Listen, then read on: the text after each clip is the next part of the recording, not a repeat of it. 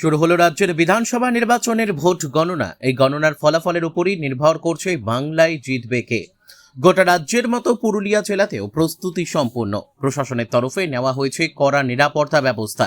জেলা জুড়ে মোট 3টি কাউন্টিং সেন্টার গড়ে তোলা হয়েছে। পুরুলিয়া সিধু কানহু বিরসা বিশ্ববিদ্যালয়, মানবাজার মানভূম কলেজ এবং রঘুনাথপুর কলেজে অনুষ্ঠিত হবে ভোট গণনা।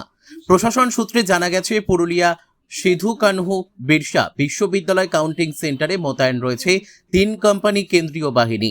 অন্যদিকে মানবাজার মানভূম কলেজ ও রঘুনাথপুর কলেজে রাখা হয়েছে 2 কোম্পানি করে কেন্দ্রীয় বাহিনী। পাশাপাশি থাকছেন রাজ্য পুলিশের উচ্চপদস্থ আধিকারিকেরা, যাতে গণনা প্রক্রিয়া নির্বিঘ্নে সম্পন্ন হয়।